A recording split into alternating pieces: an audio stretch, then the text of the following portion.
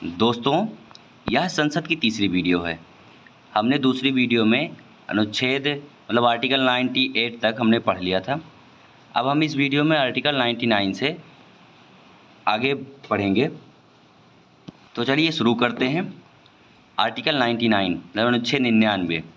इसमें कहा गया है संसद सदस्यों द्वारा शपथ या प्रतिज्ञान, मतलब जो दोनों सदनों के सदस्य होते हैं, लोकसभा और राज्यसभा के, उनके कार्य संचालन वाले सदस्य जो होते हैं, उनका शपथ और प्रतिज्ञान क्या होता है। संसद के प्रत्येक सदन का प्रत्येक सदस्य अपना स्थान ग्रहण करने से पहले राष्ट्रपति या उसके द्वारा इस निमित्त नियुक्ति व्यक्ति के समक्ष तीसरी अनुसूची में इस प्रयोजन के लिए दिए गए प्रारूप के अनुसार शपथ लेगा या प्रतिज्ञान करेगा और उस पर अपने हस्ताक्षर करेगा। मतलब जब जब संसद के दोनों सदन के जो सदस्य चुने जाते हैं, लोकसभा या राज्यसभा, जब सदस्य चुन के आते हैं, तो जब अपना स्थान ग्रहण करते हैं उससे पहले राष्ट्रपति किसी व्यक्ति को नियुक्त करता है, मतलब शपथ दिलाने के लिए किसी व्यक्ति को नियुक्त करता है,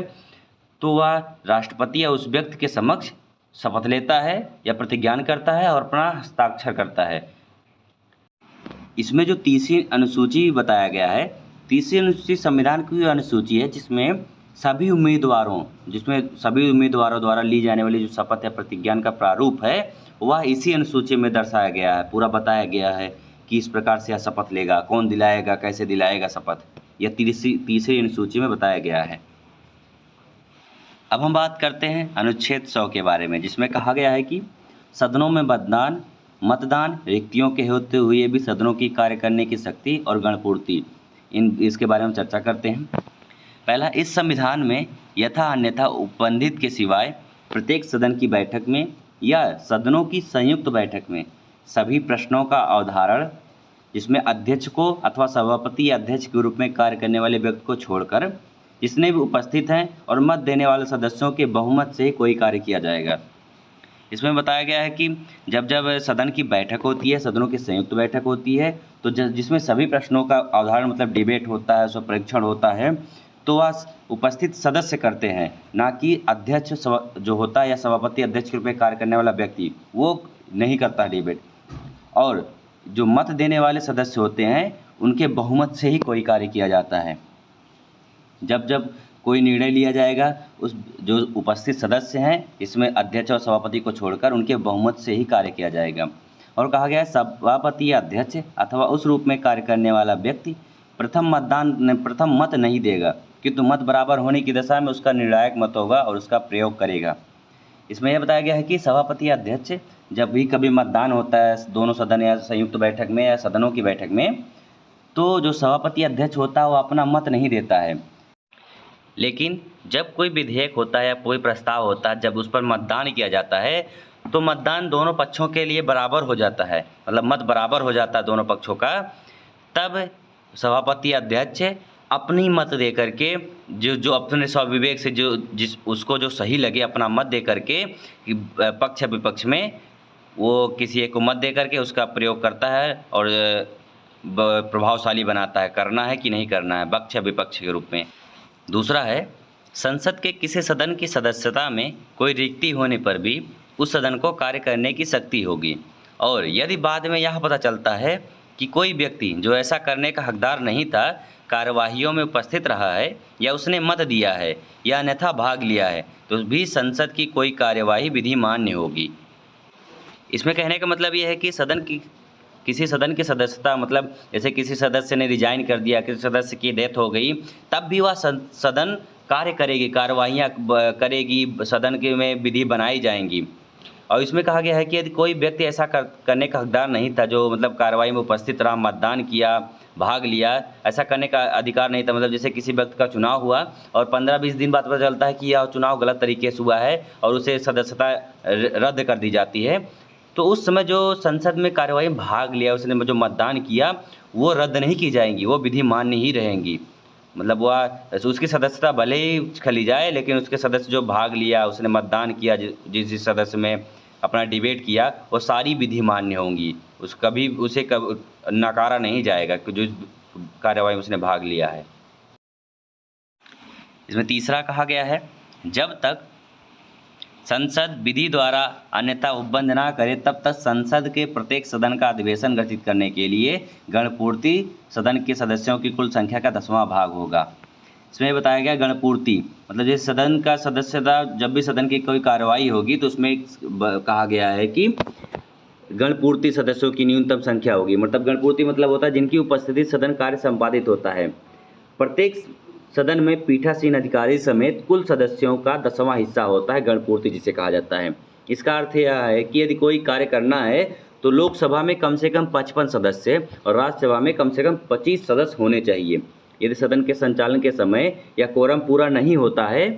तो यह अध्यक्ष या सभापति का दायित्व है, या तो वह सदन को स्थगित कर दे या गणपूर्ति तक कोई कार्य संपन्न ना करे। अब हम बात करते हैं अनुच्छेद 101। इसमें सदस्यों की निर्भरताएं मतलब स्थानों का रिक्त होना ये बताया गया है। पहला है कि कोई व्यक्ति संसद के दोनों सदनों का सदस्य नहीं होगा। यदि जो व्यक्ति दोनों सदनों का सदस्य चुन लिया जाता है उसके एक या दूसरे सदन के स्थानों का रिक्त करने के लिए संसद विधि द्वारा उपबंध करेगी। मतलब कोई भी संसद के दोनों सदनों का सदस्य नहीं हो सकता एक समय पर। यदि ऐसा कोई व्यक्ति जो संसद के दोनों सदनों में चुन लिया जाता है उसे 10 दिनों के भीतर यह बताना होगा कि वह किस सदन में रहना चाहता है। अगर वह यह सूचना नहीं देता है तो ऑटोमेटिक ही राज्यसभा में उसकी सीट खाली हो जाएगी, तो वह सिर्फ लोकसभा का सदस्य ही रह जाएगा। इसमें दूसरा है कोई व्यक्ति संसद और किसी राज्य विधानमंडल के किसी सदन दोनों का सदस्य नहीं होगा। यदि कोई ऐसा व्यक्ति चुन लिया जाता है तो ऐसी अवधि के समाप्ति के पश्चात जो राष्ट्रपति द्वारा बनाए गए नियमों में विनिर्दिष्ट की जाए संसद में ऐसे व्यक्ति का स्थान रिक्त हो जाएगा यदि उसने राज्य के विधानमंडल में अपने स्थान को पहले ही नहीं त्याग दिया हो। मतलब ऐसा व्यक्ति जो संसद में भी और राज्य के विधानमंडल के किसी सदन का सदस्य चुन लिया जाता है तो उसे 14 दिनों के अंदर राज्य के विधानमंडल की सीट को खाली करना होगा। अगर वो ऐसा नहीं करता है तो ऑटोमेटिकली संसद में उसकी सदस्यता समाप्त हो जाएगी।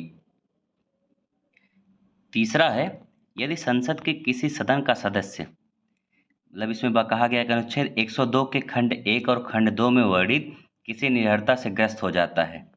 हम आगे पढ़ेंगे अनुच्छेद 102 के जो खंड 1 और 2 इसमें बताए गए उसको आगे पढ़ते हैं। या दूसरा कहा गया या यथास्थिति सभापति या अध्यक्ष को संबोधित अपने हस्ताक्षर सहित लेख द्वारा अपने स्थान को त्याग कर देता है और उसका त्याग पत्र यथास्थिति सभापति या अध्यक्ष द्वारा स्वीकार कर लिया जाता है तो ऐसा होने पर उसका स्थान रिक्त हो जाएगा। इसके कहने का मतलब है यदि कोई भी सदस्य अपना इस्तीफा दे देता है अध्यक्ष या सभापति को, लोकसभा का होगा तो अध्यक्ष को देगा,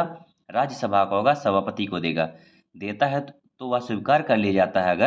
अगर वह स्वीकार कर लिया जाता है उसका इस्तीफा तो उसका स्थान रिक्त हो जाएगा। ऐसा क्या गया परंतु उपखंड खा में निर्दिष्ट त्याग पत्र की दशा में यदि प्राप्त जानकारी से या अन्यथा और ऐसी जांच करने के पश्चात जो वह ठीक समझे यथास्थिति सभापति या अध्यक्ष का यह समाधान हो जाता है कि ऐसा त्यागपत्र स्वैच्छिक या असली नहीं है तो ऐसे त्यागपत्र को स्वीकार नहीं करेगा। इसका कहने का मतलब है यदि सभापति या अध्यक्ष मतलब जिस लोकसभा या राज्यसभा का, लोकसभा को होगा तो अध्यक्ष, राज्यसभा को होगा तो सभापति, इसकी जांच करेगा। अगर वो पाता है कि यह स्वैच्छिक या असली नहीं है तो वह त्यागपत्र को स्वीकार नहीं करेगा। कहने का मतलब है अगर जो त्यागपत्र देता है अगर वो किसी प्रेशर में आके देता है, किसी के दबाव में आके देता है और उसे पता चल जाता है कि वह स्वैच्छिक रूप से नहीं दे रहा है तो वह उस त्यागपत्र को स्वीकार नहीं करेगा। चौथे में कहा गया है कि यदि संसद के किसी सदन का कोई सदस्य 60 दिन की अवधि तक सदन की अनुज्ञा के बिना उसके सभी अधिवेशनों से अनुपस्थित रहता है तो सदन उसके स्थान को रिक्त घोषित कर सकेगा। मतलब अगर सदन का कोई सदस्य जो है 60 दिन तक बिना बताए सदन को बिना बताए अनुपस्थित रहता है, मतलब छुट्टी मार देता है और उसके किसी भी कार्यवाही में अनुपस्थित रहता है तो वह अपने आप उसका स्थान रिक्त हो जाता है। परंतु 60 दिन की उक्त अवधि की संगणना करने में किसी ऐसी अवधि को जो हिसाब में नहीं लिया जाएगा जिसके दौरान सदन सत्रावसित या निरंतर 4 दिन से अधिक दिनों के लिए स्थगित रहता है। मतलब इसमें यह भी कहा गया है कि सत्र के दौरान ही जो गिनती होगी 60 दिन की वो सत्र के दौरान ही होगी। ऐसा नहीं कि सत्र को स्थगित कर दिया जाए 4 दिन के लिए 5 दिन के लिए तो उसमें उसकी अवधि काउंटिंग नहीं होगी, उसका हिसाब नहीं किया जाएगा 60 दिन में। वो 60 दिन सिर्फ सत्र के जो जो सत्र चलते हैं सत्र के दिनों के 60 दिन काउंटिंग होंगे। अब हम बात करते हैं अनुच्छेद 102 के बारे में। इसमें सदस्यता के लिए निर्भरताएं बताई गई हैं। इसमें पहला कहा गया है कि कोई व्यक्ति संसद के किसी सदन का सदस्य चुने जाने के लिए और सदस्य होने के लिए निर्धारित होगा यदि, मतलब वह अयोग्य होगा यदि वह भारत सरकार के या किसी राज्य की सरकार के अधीन ऐसे पद को छोड़कर जिसको धारण करने वाले का निर्धारित ना होना संसद ने विधि द्वारा घोषित किया है, तो कोई लाभ का पद धारण करता है तो वह अयोग्य रहेगा। यदि वह विकृत चित्त और सक्षम न्यायालय की ऐसी घोषणा विद्यमान है। कहा गया यदि वह दिवालिया हो, यदि वह भारत का नागरिक नहीं हो, या उसने किसी विदेशी राज्य की नागरिकता स्वेच्छा से अर्जित कर ली है, या वह किसी विदेशी राज्य के प्रति निष्ठा या अनुशक्ति को आविष्कार कर किए हुए हो, यदि वह संसद द्वारा बनाई गई किसी विधि द्वारा या उसके अधीन इस प्रकार निर्धारित कर दिया जाता है। मतलब कुल मिलाकर इसकी योग्यता दर्शाई गई है कि अगर ऐसा रहता है तो वह संसद का सदस्य नहीं चुना जाएगा। इससे पहले वह किसी लाभ के पद पर होगा तब भी नहीं चुना जाएगा। अगर किसी न्यायालय ने ऐसी घोषणा भी कर दी हो कि वह संसद के सदस्य चुने जाने के लिए अयोग्य हो, यदि वह दिवालिया घोषित कर दिया गया हो, या वह भारत का नागरिक ही ना हो और किसी दूसरे देश की नागरिकता अर्जित कर ली हो, तो वह संसद के सदस्य के पद से निर्रहित रहेगा, मतलब अयोग्य हो जाएगा। अभी हम जितने खंड पढ़े हैं उस खंड के प्रयोजन के लिए जो कुछ स्पष्टीकरण दिए गए हैं जो इस प्रकार हैं। कोई व्यक्ति केवल इस कारण भारत सरकार के या किसी राज्य की सरकार के अधीन लाभ का पद धारण करने वाला नहीं समझा जाएगा कि वह संघ या ऐसे राज्य का मंत्री है।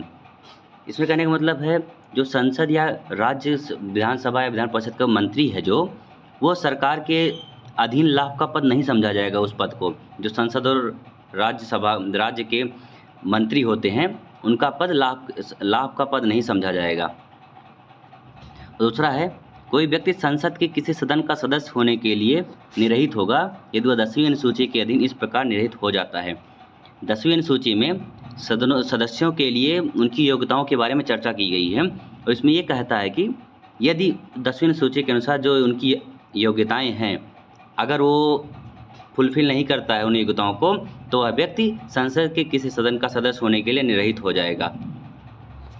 अब हम बात करते हैं अनुच्छेद 103 के बारे में। इसमें कहा गया है कि सदस्यों की निर्भरताओं से संबंधित प्रश्नों पर विनिश्चय, मतलब किसी सदस्यों की निर्भरता से संबंधित जो भी प्रश्न उठते हैं उनका विनिश्चय जो किया जाता है, उनकी जांच पड़ताल जो की जाती है उसमें यह बताया गया है यदि यह प्रश्न उठता है कि संसद की किसी सदन का कोई सदस्य अनुच्छेद 102 के खंड 1 में वर्णित किसी निर्भरता से ग्रस्त हो गया है या नहीं, तो वह प्रश्न राष्ट्रपति को विनिश्चय के लिए निर्देशित किया जाएगा और उसका विनिश्चय अंतिम होगा। इसमें बताया गया है कि यदि संसद के किसी सदन का कोई सदस्य जिस पर यह सवाल खड़ा हो जाता है कि वह जो अनुच्छेद 102 के खंड 1 में वर्णित जो निर्भरताएं हैं अयोग्यताएं दिए गए हैं कि वह पागल या दिवालिया हो, वह भारत का नागरिक ना हो और किसी अन्य देश की नागरिकता धारण कर ली हो, तो ऐसे जब प्रश्न उठते हैं तो वह इस अयोग्यता से ग्रस्त हो गया है कि नहीं, यह सवाल राष्ट्रपति के पास जाता है उसके विनिश्चय के लिए। उसे मतलब राष्ट्रपति को विनिश्चय के लिए निर्देशित किया जाता है और जब जो भी राष्ट्रपति इस पर अपना विनिश्चय देता है, अपना मत देता है, अपनी राय देता है, वो अंतिम होगा, वह सर्वमान्य होगा। और दूसरा है ऐसे किसी प्रश्न पर विनिश्चय करने से पहले राष्ट्रपति निर्वाचन आयोग की राय लेगा और ऐसी राय के अनुसार कार्य करेगा। और इसमें दूसरा बताया गया है कि इसी के लिए कि अगर ऐसा कोई प्रश्न उठता है तो राष्ट्रपति अपना मत देने से पहले, अपनी राय देने से पहले निर्वाचन आयोग से सलाह मशवरा करेगा, उसका राय लेगा और उसकी राय के अनुसार जो भी निर्वाचन आयोग उस राय देगा उसके अनुसार वो कार्य करेगा और वह अपना अंतिम निर्णायक मत सुनाएगा, अपनी राय बताएगा जो अंतिम मान्य होगा। अब हम बात करते हैं अनुच्छेद 104 के बारे में। इसमें कहा गया है कि अनुच्छेद 99 के अधीन शपथ लेने या प्रतिज्ञान करने से पहले या अर्हित न होते हुए या निर्रहित किए जाने पर बैठने और मत देने के लिए जो शास्ति होती है, जो उन पर जुर्माना होता है एक तरह से कहा जाए, उसके बारे में चर्चा की गई है। और कहा गया है कि यदि संसद के किसी सदन में कोई व्यक्ति अनुच्छेद 99 की अपेक्षाओं का अनुपालन करने से पहले या वह जानते हैं कि मैं उसकी सदस्यता के लिए अर्हित नहीं हूँ, मतलब योग्य नहीं हूँ, या निर्रहित कर दिया गया हूँ, मतलब अयोग्य ठहराया गया हूँ, या संसद द्वारा बनाई गई किसी विधि के उपबंधों द्वारा ऐसा करने से प्रतिसिद्ध कर दिया गया हूँ, मतलब संसद कोई ऐसी विधि बनाई गई है जिसके अनुसार मैं इसके लिए योग्य नहीं हूँ और इसे मुझे प्रतिसिद्ध कर दिया गया है, तो सदस्य के रूप में बैठता हूँ सदन में या मत देता है, तो वह प्रत्येक दिन के लिए जब वह इस प्रकार बैठता है या मत देता है 500 रुपये की शास्ति का भागी होगा, जो संघ को देय ऋण के रूप में वसूल की जाएगी। इसमें कहा गया है कि यदि वह ऐसी सिचुएशन में आ जाता है कि अगर उसे बताया जाता है कि वह उसकी सदस्यता के लिए योग्य नहीं है या उसे अयोग्य ठहराया गया चला जाता है या किसी नियम के तहत उसे प्रतिषेध कर दिया जाता है कि वह बैठने योग्य नहीं है, इसके बाद अगर वह सदस्य के रूप में बैठता है, अपना मतदान देता है, तो वह प्रत्येक दिन के लिए जिस प्रकार वह बैठता है, मत देता है, वह 500 रुपये जुर्माना देगा, जो संघ को ऋण के रूप में वसूल की जाएगी, संघ को देय ऋण के रूप में वसूल की जाएगी। तो हम अनुच्छेद 105 के बारे में चर्चा करते हैं। इसमें कहा गया है संसद के सदनों की तथा उनके सदस्यों और समितियों की शक्तियाँ, विशेषाधिकार आदि, इसके बारे में चर्चा की गई है। इसमें कहा गया है कि संविधान के उपबंधों और संसद की प्रक्रिया का विनियमन करने वाले नियमों और अस्थायी आदेशों के अधीन रहते हुए संसद में वाक स्वतंत्र होगा। मतलब इसमें जो भी सदस्य इसके रहते हैं, संसद की जो भी प्रक्रिया चलती है उसमें ये अपने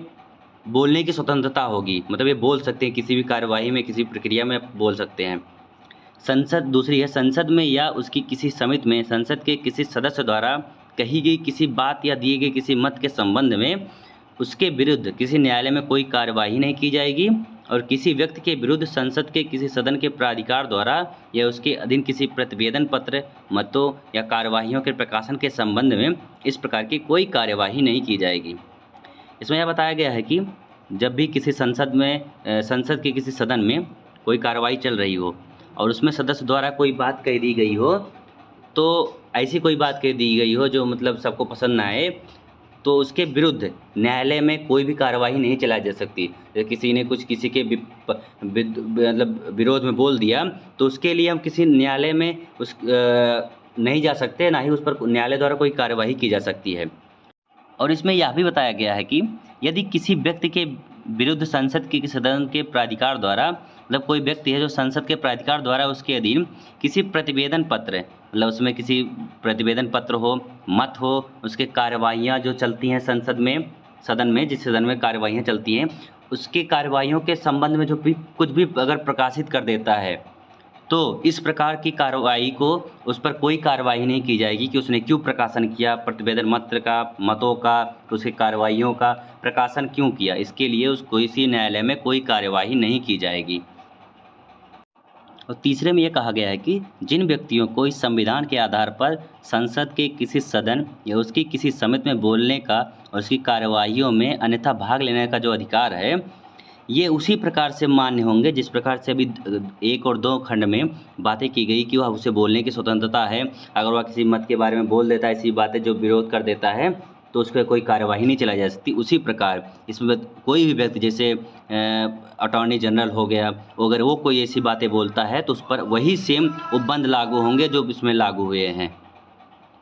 अब हम बात करते हैं अनुच्छेद 106 के बारे में। इसमें सदस्यों के वेतन और भत्ते की चर्चा की गई है। संसद के प्रत्येक सदन के सदस्य ऐसे वेतन और भत्ते जिन्हें संसद समय समय पर विधि द्वारा अवधारित करे, वे प्राप्त होंगे। इसमें वही सीधा बताया गया है, सदन के वेतन और भत्ते जो समय समय पर विधि द्वारा निर्धारित की जाती है, चेंज होते रहते हैं,